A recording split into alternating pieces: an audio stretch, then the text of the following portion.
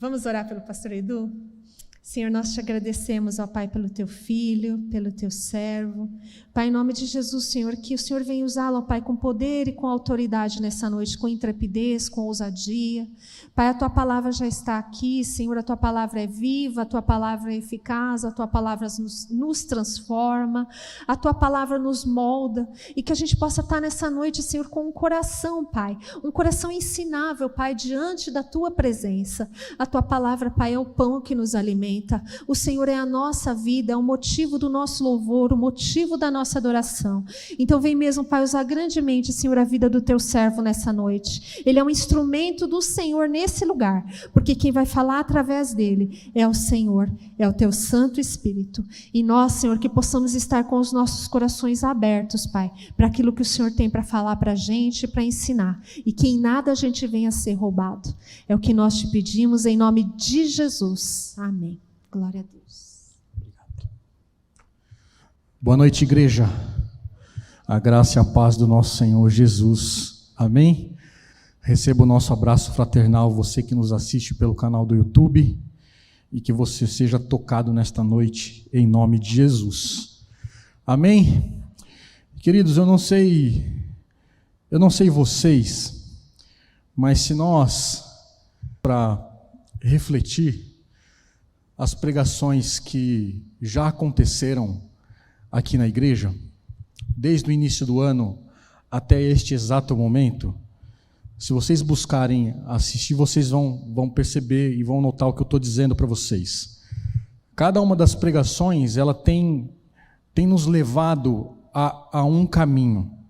Ela tem nos dado o discernimento para que nós possamos, de fato, entender e compreender exatamente isso que a minha esposa Márcia acabou de dizer no culto através do livro de Eclesiastes, capítulo 3.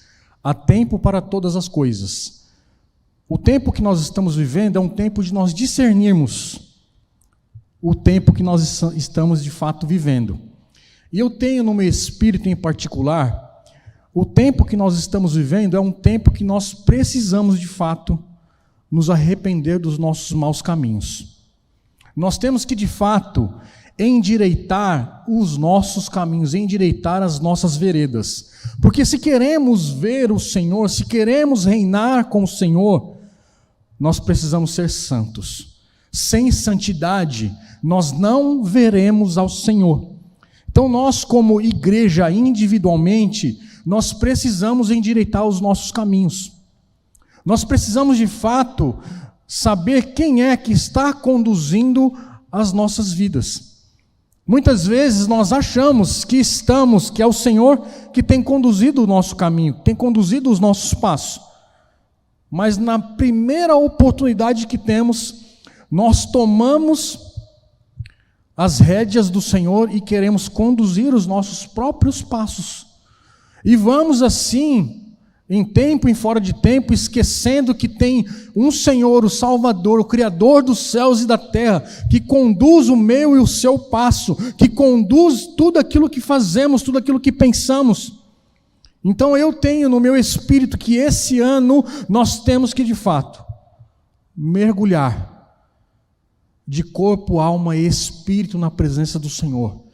Como a pastora pregou aqui no domingo passado sobre restauração de sonhos. O Senhor quer restaurar as nossas vidas. O Senhor quer restaurar a minha e a sua comunhão com Ele. O Senhor quer restaurar a minha e a sua intimidade com Ele através da sua palavra. E através disso eu queria que vocês abrissem lá o livro de Marcos, capítulo 1. Nós vamos ler os versos 1 até o verso 11, que vai falar exatamente sobre endireitar os nossos caminhos. Nós vamos ver ali Marcos relatando sobre a pregação de João Batista, aonde João Batista ali começa a anunciar o evangelho. Então eu estou entendendo que nesse tempo, neste ano, nós precisamos de fato mergulhar nas águas do Espírito. Nós precisamos de fato depender do Senhor. Nós precisamos sair, como Marcos disse aqui no louvor, nós precisamos sair da nossa meninice, da nossa adolescência e começar a praticar as coisas adultas. Nós somos uma igreja madura, então nós temos que dar esse start, nós temos que mudar de fato, melhor dizendo, a chave da nossa busca com o Senhor. E de fato declarar que Ele é o Senhor da minha e da sua vida. Amém? Marcos capítulo 1, versos de 1 a 11, diz assim: princípio do Evangelho de Jesus Cristo, Filho de Deus, como está escrito na profecia de Isaías: eis que envio o mensageiro adiante de você, a qual preparará o seu caminho. Voz do que clama no deserto, preparem o caminho do Senhor, endireite as suas veredas, ou endireite os seus caminhos. E foi assim que João Batista apareceu no deserto, pregando o batismo de arrependimento para a remissão de pecados. E toda a região da Judéia e todos os moradores de Jerusalém iam até ele, e confessando os seus pecados, eram batizados por ele no Rio Jordão. A roupa de João era feita de pelos de camelo, ele usava um cinto de couro e se alimentava de gafanhotos e mel silvestre. E João pregava dizendo: depois de mim vem aquele que é mais poderoso do que eu, do qual não sou digno de curvando-me derramar as correias das suas sandálias, ou desamarrar. Eu batizei vocês com água, ele, porém, os batizará com o Espírito Santo. 9. Naqueles dias, Jesus veio de Nazaré da Galileia e foi batizado por João no Rio Jordão. Logo ao sair da água, Jesus viu o céu se abrindo e o Espírito descendo como pomba sobre ele. Então veio uma voz dos céus que dizia: você é o meu filho amado, e você eu me agrado.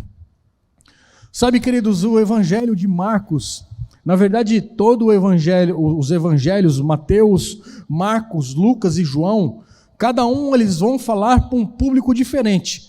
Percebam, Mateus, ele vai falar, ele escreveu na verdade para os judeus, começando com a pregação do Evangelho, listando lá toda a genealogia de Jesus. Por que ele fez isso? Porque ele tinha que provar para os leitores judeus que Jesus Cristo ele veio da raiz de Davi. Se Mateus não tivesse feito isso para os judeus, eles não iam entender e muito menos crer que Jesus veio da raiz de Davi.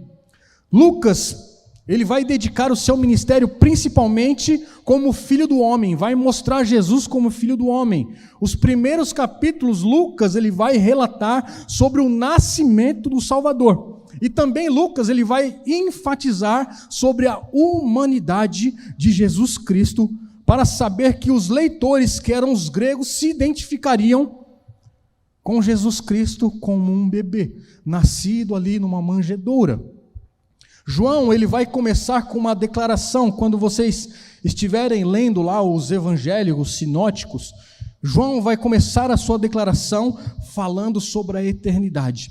Como nós acabamos de ler aqui, no princípio do evangelho, João também começa falando sobre o princípio, e Gênesis também fala de início, de princípio. O princípio do Evangelho, a intenção de João era provar ao mundo inteiro que de fato Jesus Cristo era o Nazareno, era o verdadeiro Filho de Deus. Mas o principal tema do Evangelho de João é sobre a divindade de Jesus Cristo. E também João encorajava os seus leitores a crer e receber Jesus Cristo como Senhor e Salvador. E o Evangelho de Marcos? Marcos, ele escreveu especialmente para os romanos, que o objetivo principal era para mostrar para aqueles leitores romanos que Jesus Cristo veio como servo. O versículo-chave desse livro de Marcos, que nós iniciamos no capítulo 1, dos versos 1 a 11, o capítulo-chave está lá no capítulo 10, verso 45, que vai dar o título, que vai dar o norte para este livro de Marcos, que está escrito: pois o próprio Filho do Homem não veio para ser servido, mas para servir e dar a sua vida em resgate por muitos. Então o livro de Marcos, ele vai mostrar a ação de Jesus, daquilo que ele fez, os milagres que aconteceu, a ação de Jesus em todo o tempo, e vai apontar para Jesus como como servo de todos daqueles que aceitam Jesus como Senhor e Salvador. O fato de Marcos ter escrito e pensando nos romanos vai nos ajudar a entender, compreender o estilo, a linguagem que Marcos falava aos romanos. E aí talvez você pergunte, mas por que tem então Mateus, Marcos, Lucas e João? Entendam que cada um desses personagens, como eu acabei de falar para vocês aqui, cada um tem uma linguagem diferente para falar com públicos diferentes, mas com o mesmo objetivo, de anunciar o Evangelho, de falar sobre Jesus Cristo.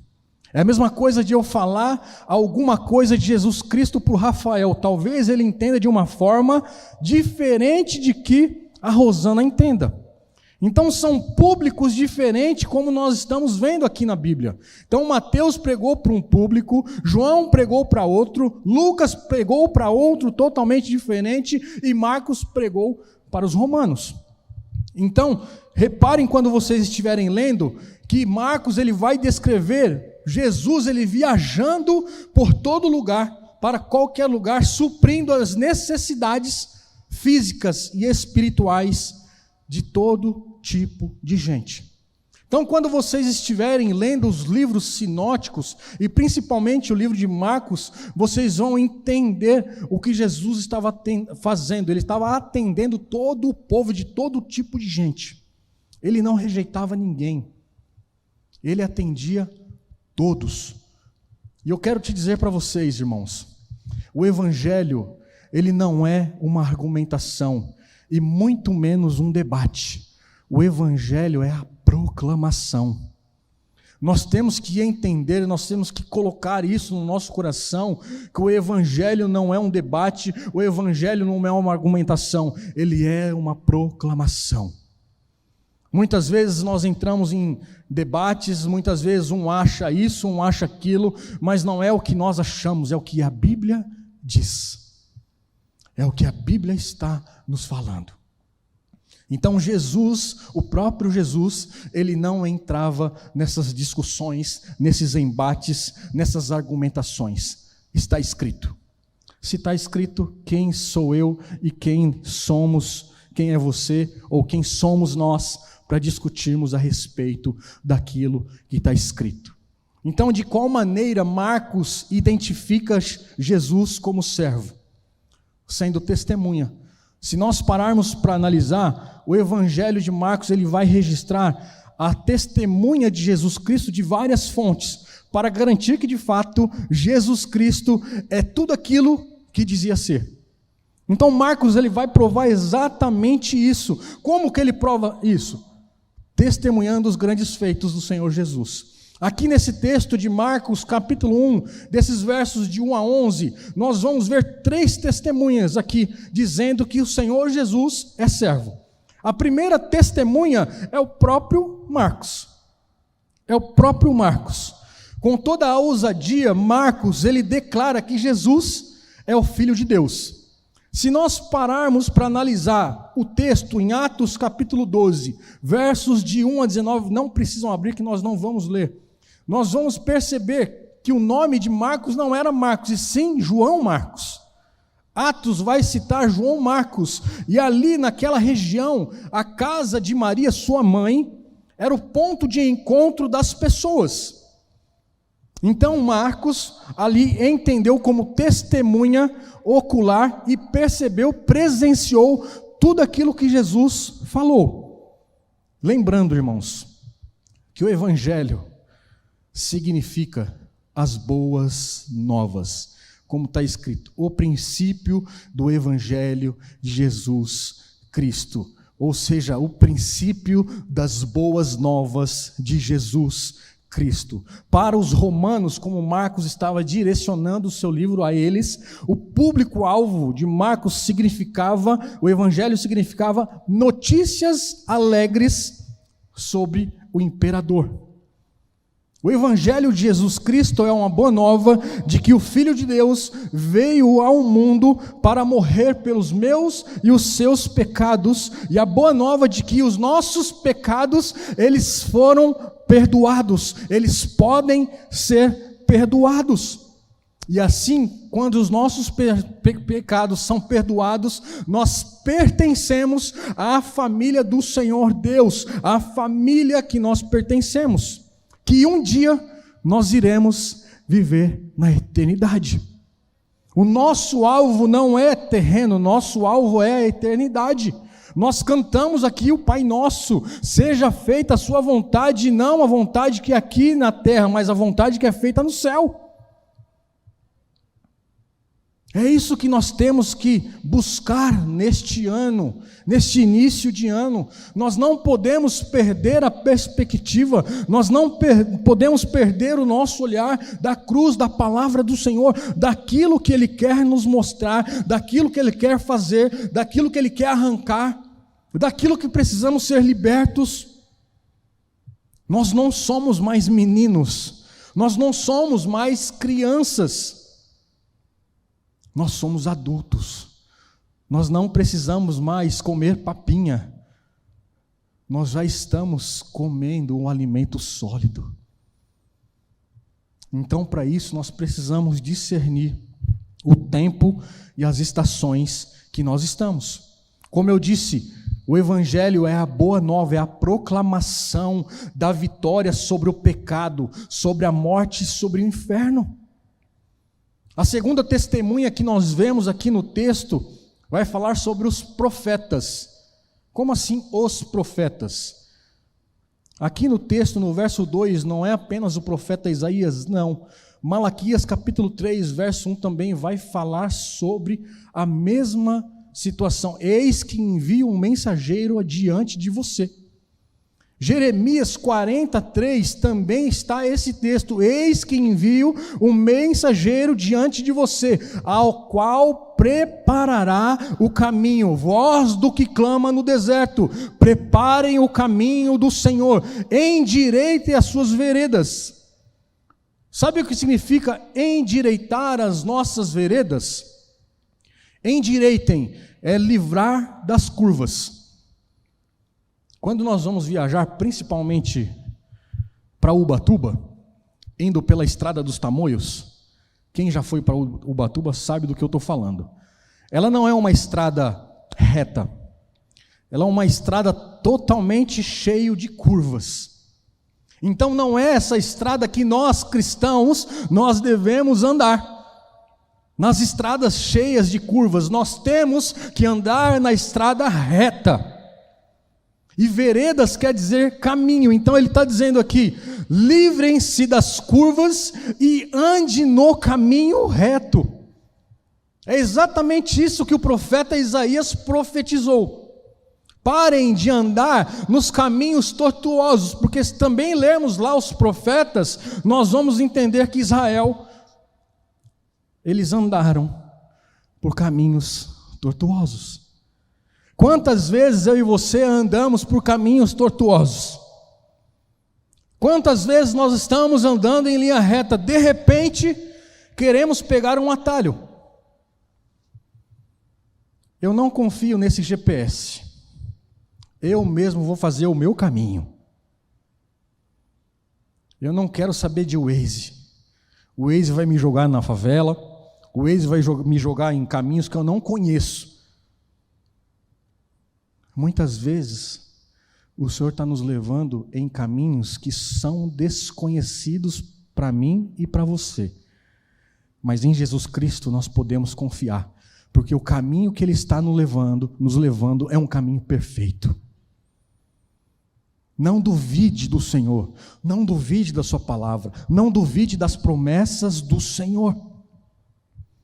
As palavras mensageiro do verso 2 e voz, no verso 3, está se referindo exatamente a João Batista, o profeta de Deus que foi enviado a fim de preparar o caminho para a chegada do Filho de Deus, Jesus Cristo. Foi exatamente isso que que os profetas anunciaram, que João viria. Se nós lermos também lá o Evangelho, que diz que João, ele nasceu primeiro que Jesus Cristo. Há alguns meses, Isabel não podia ficar grávida, mas pela graça do Senhor Jesus, concedeu a graça a Isabel. E quem veio? João Batista. Antes de nascer, ele já se mexia no ventre da sua mãe. A promessa do Senhor vai se cumprir na minha e na sua vida.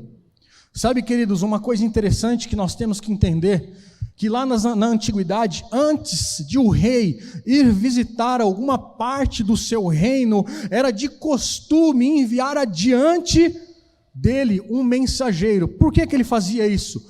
Para preparar o caminho. Preparar aquele caminho que o rei andaria. Esse era o mensageiro. João Batista estava aplanando os caminhos para que Jesus viesse como um rei, como ele veio. O trabalho do mensageiro era providenciar que as estradas estivessem preparadas, reparadas para a chegada deste rei. E foi exatamente isso que João Batista fez. Ele preparou o caminho para a chegada do grande rei Jesus Cristo. Ao chamar a atenção, João dizendo aqui no livro de Marcos, Marcos falando que João estava preparando o caminho para o arrependimento daquele povo. Isaías e Malaquias, eles declararam em uma só voz que Jesus Cristo é o Senhor Deus Jeová. A terceira testemunha ocular, a terceira testemunha que nós vemos aqui nesse texto é o próprio João Batista. Foi ele quem foi o precursor de Jesus Cristo, foi ele quem preparou o caminho para que Jesus Cristo viesse. Jesus chamou João Batista do maior dos profetas, e esse texto está lá em Mateus capítulo 11, dos versos 1 ao 5. A pregação de João Batista, como está lá no verso 4, queria que vocês voltassem lá.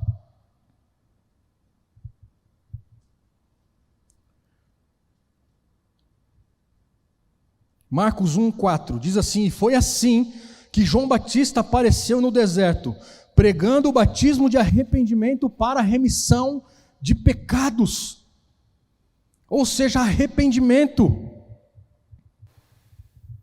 O anúncio do Messias encorajava aqueles que estavam desanimados, repreendia os maus, os orgulhosos, e trazia esperança a todos. Esse é o Evangelho, trazer a esperança àqueles que estão desesperançados, aqueles que de fato perderam todas as esperanças. João Batista, melhor dizendo, veio trazer isso, é esperança para aquele povo. E aqui, nesse texto, nos chama a atenção, é algo que eu e você precisamos nesses últimos dias. Porque como a gente está dizendo, estamos falando, repetindo algumas vezes, o Senhor está voltando, irmãos. A cada ano que passa, nós estamos mais perto, mais próximos da volta do Senhor Jesus. E para isso nós temos que nos arrepender, nós temos que voltar para o caminho do arrependimento, o caminho do primeiro amor. O chamado aqui de João Batista era ao arrependimento.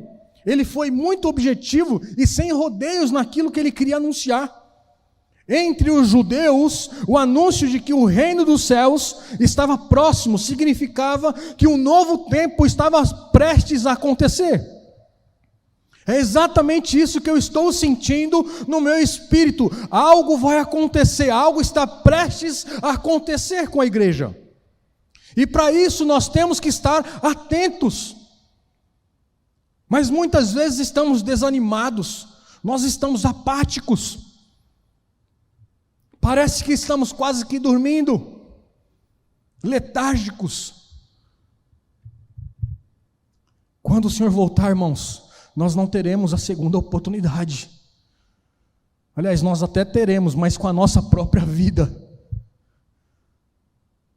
Eu não quero essa segunda oportunidade. Eu quero essa oportunidade que o Senhor está nos dando. está nos chamando para nos arrepender. Mas para usufruir deste novo tempo, era necessário o arrependimento dos nossos pecados. O problema daquele povo ou daquela época era os judeus, os intérpretes da lei, ou aqueles que se achavam inteligentes, que criam que já pertenciam ao reino de Deus, por isso eles não precisavam se arrepender. Muitas vezes nós declaramos que somos cristãos, que já declaramos Jesus como Senhor e Salvador, que estamos indo à igreja todos os domingos, todas as quartas-feiras, participamos das células às sextas-feiras, às terças-feiras, participamos de tantas atividades da igreja, mas eu quero te dizer uma coisa, isso não significa nada, se nós não nos arrependermos dos nossos maus caminhos. É óbvio que é válido nós estarmos no culto, comunhão com os nossos irmãos. É óbvio que nós temos que estar envolvidos com as células. Ali nós vamos entender, ali nós vamos compreender, ali nós vamos discutir sobre a palavra, ali nós vamos debater, ali nós vamos ser lixados, ali nós vamos ajudar uns aos outros, ali nós vamos sorrir, nós vamos chorar uns com os outros. É válido sim, mas não é só isso. Nós temos que entender e compreender que primeiro precisamos nos arrepender, porque sem santidade nós não veremos a glória do Senhor, não veremos o Senhor. Por isso que temos que discernir, pensar coletivamente e individualmente qual é o caminho que nós estamos traçando. Endireitem as suas veredas. Aquele povo, os doutores da lei, os intérpretes da lei, eles já se consideravam filhos de Abraão, ou seja, filhos da aliança. Mas João se opôs a essa interpretação, denunciando o pecado daquele povo. A palavra arrependimento no grego significa metanoia. Metanoia é uma consideração, ou seja, uma mudança do eu, do meu coração e da minha mente, que tem que abandonar as coisas antigas e começar a buscar as coisas novas. Ou seja, é mudança. Metanoia é mudança de mente, mudança de comportamento. Sabe, queridos, quando a gente está lendo as Escrituras, e algo que me chama a atenção quando nós falamos sobre arrependimento. Um livro de Salmos que me chama muita atenção sobre um arrependimento de fato verdadeiro é o Salmo 51. Quando o profeta Jonatã ali confronta o rei Davi por conta do pecado dele. E eu queria que você abrisse a sua Bíblia, lá em Salmo 51.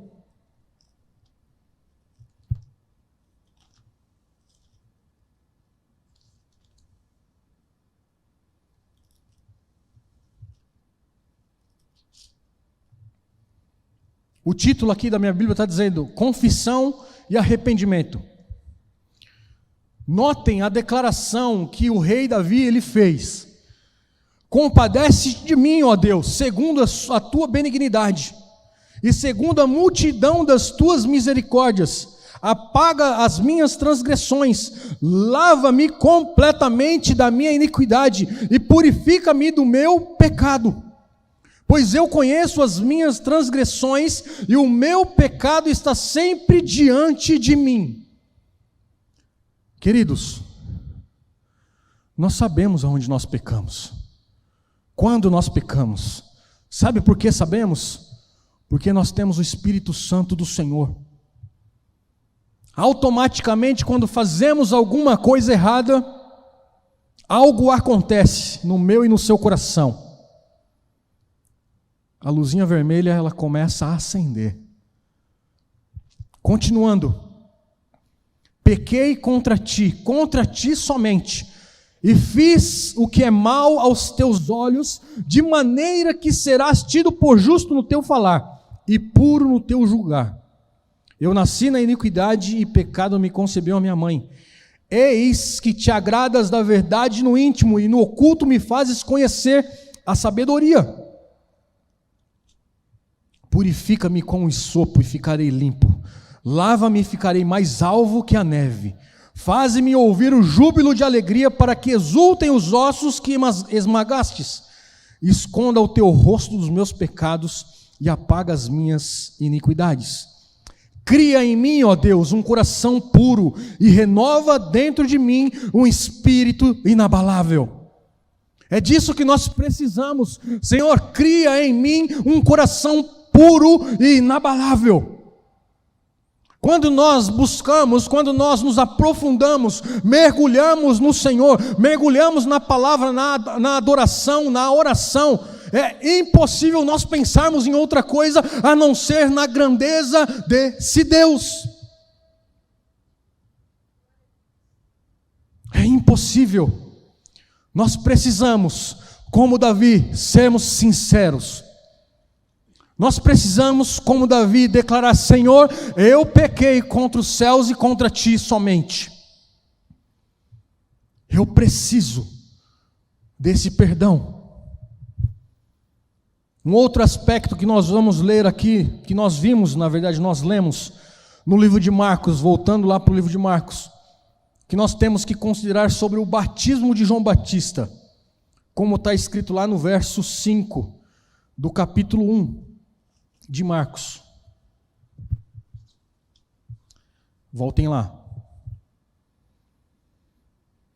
E toda a região da Judéia e todos os moradores de Jerusalém iam até ele confessando os seus pecados. Eram batizados por ele no Rio Jordão. Essa prática, ou seja, demonstração de ter um coração aberto e humilde da vinda do Messias, que deveria ser mostrado no batismo. Quando nós meditamos ou quando nós lemos nos livros da lei, nós vamos perceber que a nação de Israel era uma nação sacerdotal. Os israelitas, eles entendiam o bem de qualquer impureza ou qualquer pecado tinha que ser lavado.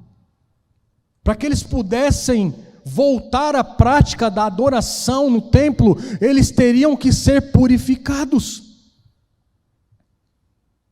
Eles tinham que matar lá um cordeirinho e se lavar depois com a água para serem purificados e voltarem a participar novamente e cultuar a Deus.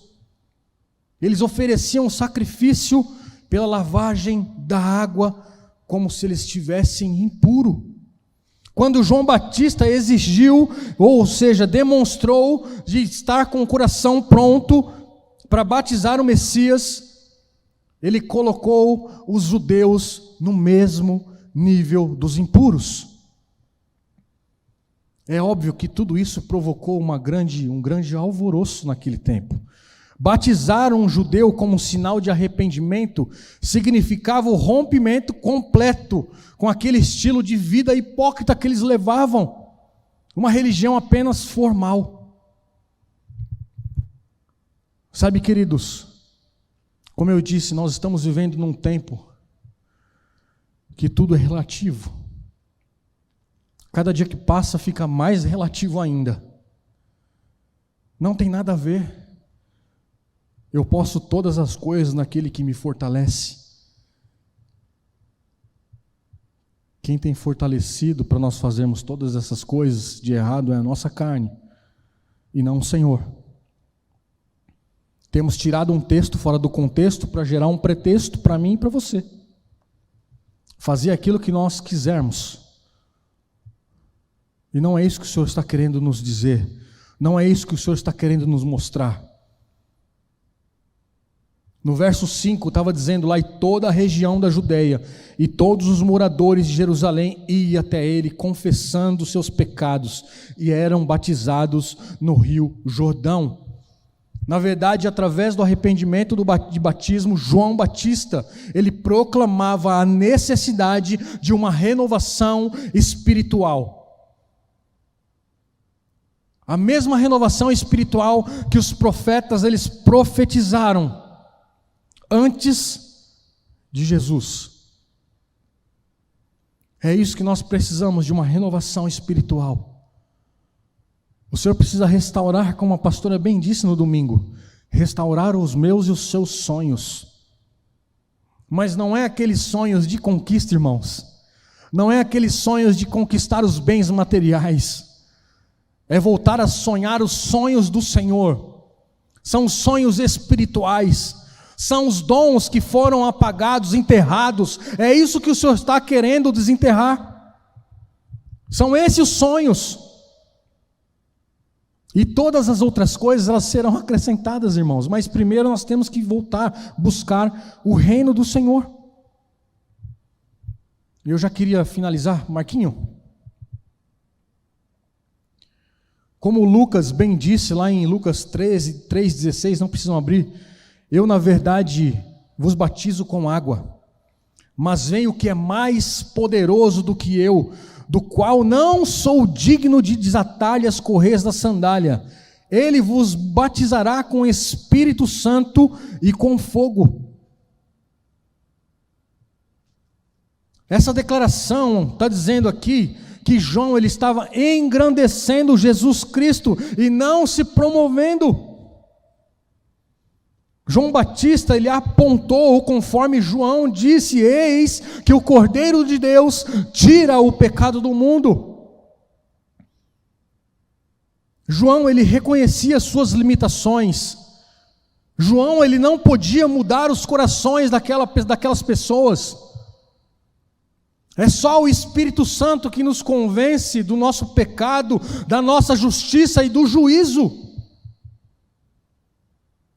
É por isso que nós temos que estar inserido, enxertado na videira.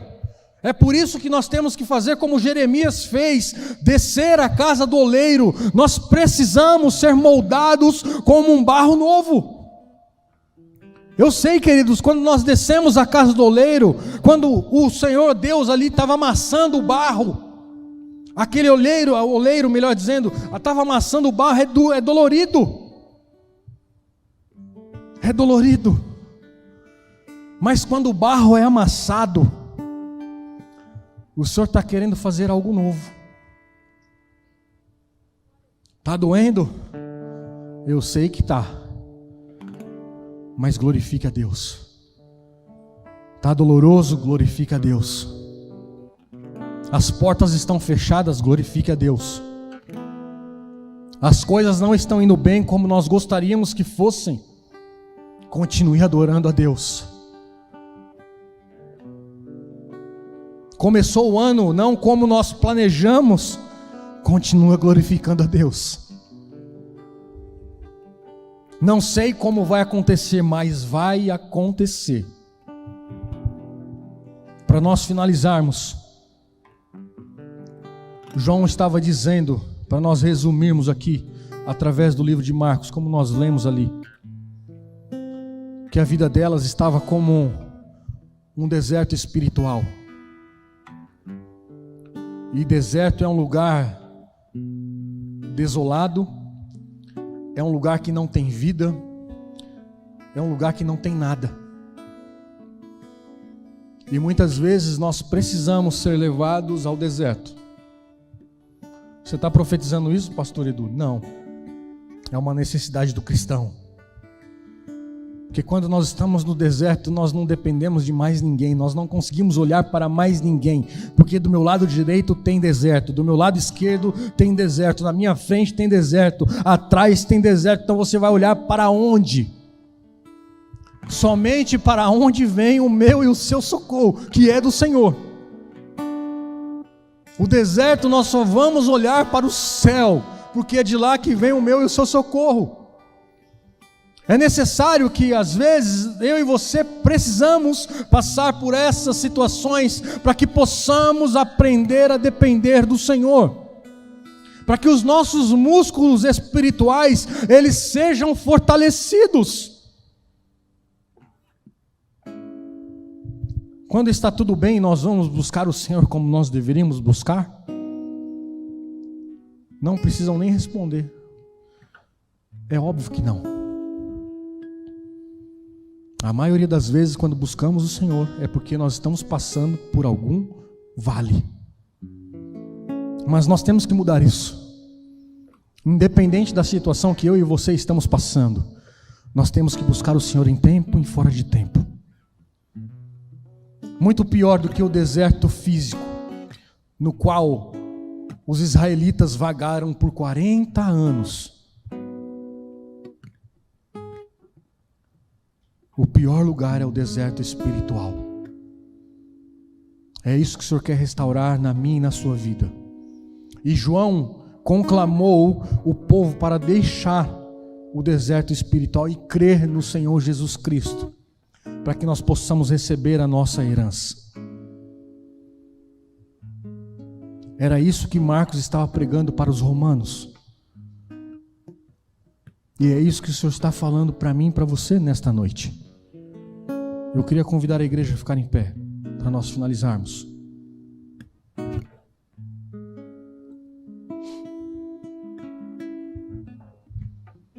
O servo é quem prepara o caminho para os outros, para anunciar a chegada deles. Nós, como servos, nós temos que preparar o caminho para que outros se acheguem mais perto do Senhor Jesus Cristo. Nós temos que nos colocar como servo. Melhor é servir do que ser servido. O Senhor Jesus nos ensinou isso. Muitas vezes cantamos aqui: quero ser ponte sobre as águas. Quero ser caminho no deserto. E muitas vezes nós não entendemos. Ponte sobre as águas é onde os carros passam. Nós temos que servir de ponte para as outras pessoas. E é difícil fazer isso. É difícil fazer sombra para as pessoas que nós não queremos nem graça. É fácil fazer sombra para o Luiz e para a Rosana. É fácil. Quero ver fazer sombra para aqueles que nos perseguem. É fácil fazer sombra para todos vocês que estão aqui nesta noite. Eu quero ver nós sermos ponte sobre as águas para aqueles que estão lá fora, aqueles que nos perseguem. Sabe, queridos, nós estamos num momento que nós precisamos entender, de fato, que o cristianismo ele não é brincadeira. Ou nós mergulhamos, ou nós não mergulhamos. Eu quero mergulhar. Eu quero viver o sobrenatural do Senhor neste ano de 2024. No final do ano de 2024, eu quero olhar para trás e dizer: eu quero mais. Quero mais. Este ano foi muito bom, mas eu quero mais. Eu quero mais. Fecha os teus olhos. Wilson, pode apagar as luzes. Se vocês não lembraram de nada do que eu falei, lembre-se apenas do arrependimento e a confissão do rei Davi lá no Salmo 51. É você e Deus agora aí no seu momento com Ele. É você confessando os seus pecados, é você entrando em comunhão, em juízo com o Senhor Deus e dizendo: Pai, eu pequei contra os céus e contra Ti, mas eu quero mudar. Senhor, me limpa, me purifica, me transforma. É você e Deus. Enquanto o Marquinho adora o Senhor aqui, engrandece ao Senhor através da adoração, é você e o Senhor aí. Esqueça quem está ao seu lado. Esqueça quem está ao seu lado. Você que nos assiste pelo canal do YouTube, faça a mesma coisa. Vá para o seu quarto, vá para um outro ambiente que você esteja sozinho e faça isso.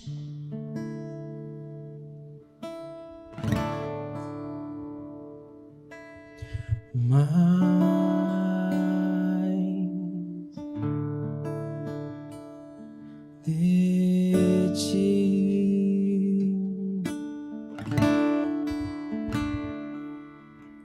mais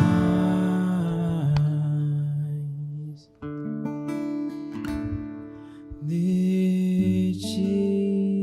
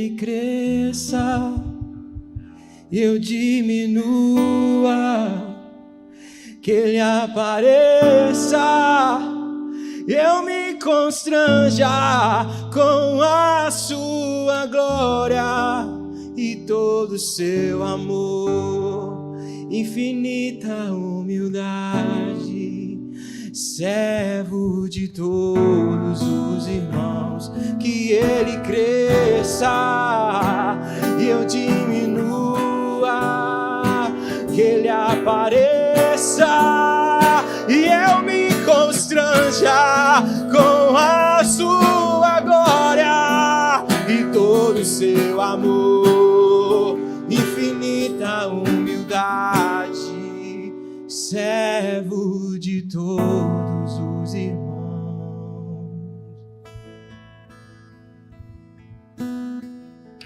Oh Deus, Pai, que nós possamos diminuir, Pai, para que o Senhor cresça em nós e através de nós. Cria, Senhor, em nós, Pai, um coração puro e renova dentro de nós um espírito inabalável, Senhor. Restitui, Senhor, a alegria da Tua salvação. Pai, restitua, Senhor, em nome de Jesus, a alegria da nossa salvação, Pai. Queremos ter um espírito humilde, queremos ter um espírito de servo, um espírito acolhedor, Pai, um espírito amoroso, Pai, em nome de Jesus. Nós nesta noite, Pai, nós nos arrependemos dos nossos maus caminhos, dos caminhos tortuosos. Pai, em nome de Jesus, perdoa as nossas falhas, as nossas fraquezas, perdoa, Senhor, em nome de Jesus, Pai, as vezes que nós não dependemos do Senhor, Pai. Restitua, Pai, em nós a alegria da Tua salvação, que nós possamos sonhar os Teus sonhos e não os nossos próprios sonhos. Gera em nós, Pai, essa expectativa de sonhar os Teus sonhos, de buscar o Seu reino e a Sua justiça, Pai. Senhor, sara a Sua igreja, Pai. Sara, Pai, a Sua nação. Sara, Pai, o Teu povo, Pai. Cura, Senhor, os enfermos, ó Pai. Liberta, Senhor, os oprimidos, os cativos, ó Pai, em nome de Jesus. Aqueles, ó Pai, que estão presos, Pai, por falta de perdão. Aqueles que estão presos, Senhor, em nome de Jesus, Pai, preocupados, ansiosos, ó Pai, com algo que ainda não aconteceu. Venha nos purificar, venha nos limpar, venha nos libertar, Senhor, em nome de Jesus, Pai, de todas as nossas impurezas, das mentiras, Pai, da nossa arrogância muitas vezes, da nossa prepotência. Achamos que sabemos todas as coisas. Pai, em nome de Jesus, derrama sobre nós, ó Pai, nesta noite, um espírito humilde, um espírito servo, que nós possamos reconhecer o Senhor em todos os nossos caminhos, reconhecer o Senhor, ó Pai, nos dias bons, reconhecer o Senhor nos dias maus também, reconhecer o Senhor na abundância, reconhecer o Senhor também na escassez, reconhecer o Senhor na saúde e também reconhecer o Senhor na enfermidade. Reconhecer o Senhor, ó Pai, quando as portas estão abertas e também reconhecer o Senhor quando as portas estiverem fechadas. Pai, em nome de Jesus, Pai, reconhecer o Senhor quando o Senhor diz sim, e reconhecer o Senhor também quando a palavra vem não. Queremos, ó Pai, em nome de Jesus, em todo o tempo, reconhecê-lo, Pai, em nosso caminho. Em todo o tempo nós queremos depender único e exclusivamente de Ti, Pai. Nós queremos de fato, Senhor, em nome de Jesus, Pai, que o Senhor crie em nós um coração puro, cria em nós, Pai, um coração inabalável, cria em nós, Pai, em nome de Jesus, ou seja, devolva, Pai, a alegria da nossa salvação. Pai, abençoe cada família aqui representada, Senhor. Toma nas tuas mãos os teus filhos, as tuas filhas. Que nós possamos, ó Pai, entrar, ó Pai, num nível, Senhor, de intimidade com o Senhor, ao qual nós nunca estivemos, Pai. De fato, depender do Senhor. Ouvir a sua voz quando sussurrar nos nossos ouvidos. Derrama, Pai, sobre nós a tua sabedoria. Derrama sobre nós, ó Pai, o teu discernimento, para que possamos discernir aquilo que é da carne e aquilo que é do Espírito. Nos livra, Senhor, das ciladas de Satanás. Nos livra, Senhor, do homem mau. Nos livra da mulher estranha, Senhor, em nome de Jesus. Nos livra da apatia espiritual. Nos livra da frieza espiritual, Senhor. Que nós possamos, nesses dias, Pai, voltar ao primeiro amor, Pai. Como o Senhor diz lá, Pai, nas igrejas, na igreja de Apocalipse. O Senhor conhece as nossas obras, Pai. Mas nós perdemos o primeiro amor. Que nós possamos voltar, ó Pai, ao primeiro amor, Senhor. Que nós possamos, de fato, saber quem é o Senhor. Toma nas tuas mãos a nossa vida. Toma nas tuas mãos a nossa mente. Toma nas tuas mãos o nosso coração. Toma nas tuas mãos, Senhor, em nome de Jesus, os nossos lábios. Toma nas tuas mãos, Senhor, os nossos olhos, Pai, os nossos passos, que eles sejam guiados pelo Senhor em todo o tempo das nossas vidas. Não queremos ser mais os mesmos, ó Pai. Nós queremos ser cristãos diferentes. Cristãos diferentes. Pai, em nome de Jesus, nos dá a habilidade, Pai, a ousadia, Senhor, para falarmos e anunciarmos do Seu amor, do Seu Evangelho, aonde quer que estejamos. Que nós possamos, de fato, preparar o caminho, Pai, para aqueles que ainda não reconhecem o Senhor como o Senhor e Salvador. Nos leva em paz, nos leva em segurança, Pai, nesta noite. Que a graça do Senhor Jesus Cristo, que o amor de Deus o Pai, que a consolação do Espírito Santo seja conosco hoje e para sempre. Deus os abençoe e vão na paz em nome de Jesus.